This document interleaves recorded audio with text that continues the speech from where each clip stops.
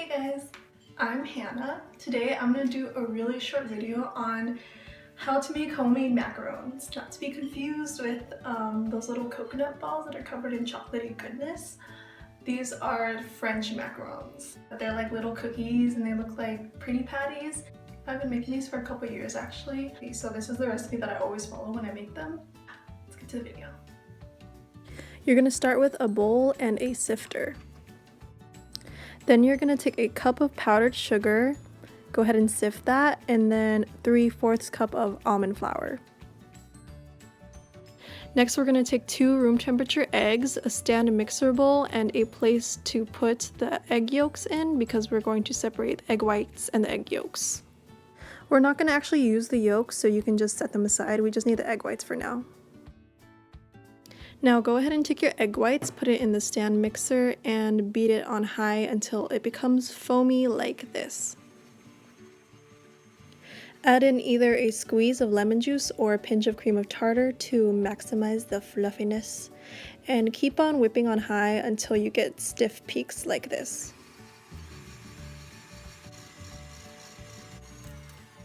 Next, add in 4 tablespoons of granulated sugar, one at a time until it is just incorporated.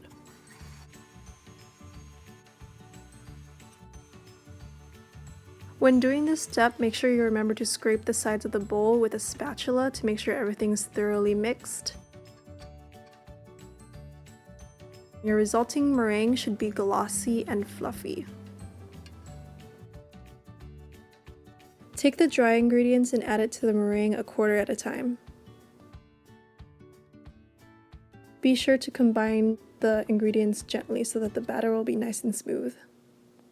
After everything is mixed together, it should look something like this. We want the batter to fall from the spatula in slow ribbons. So now we will perform the macaronage, which is pushing the batter against the side of the bowl and scraping it down the middle repeatedly until we get the consistency that we want.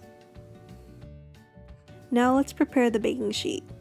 Cut up some parchment paper so that it'll fit onto the baking sheet and make sure that it lays flat on top. Preheat the oven to 315 degrees Fahrenheit.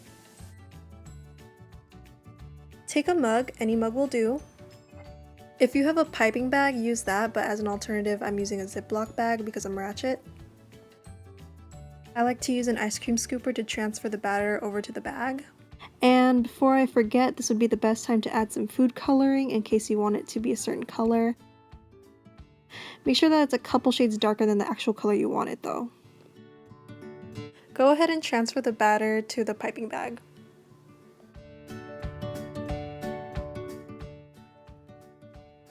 Snip off the tip of the bag and you can start piping.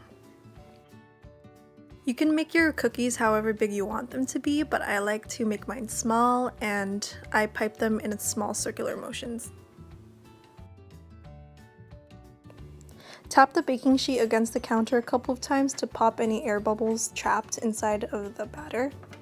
Then let them rest for 20 minutes until you can touch the surface of the cookies without any residue coming off of your finger.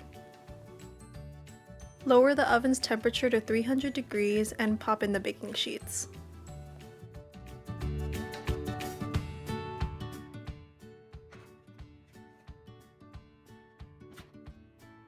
Bake for 8 minutes. Afterwards, rotate the baking sheets in their place and bake for another 8 minutes.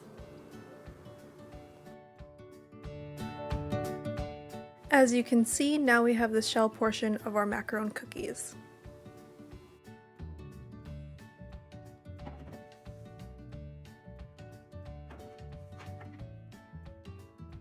I actually made this raspberry cream cheese frosting a couple days ahead of time.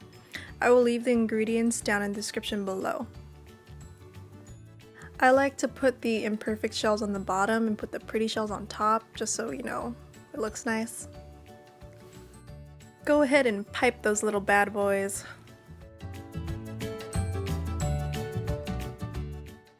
And there you have it, your own homemade macarons.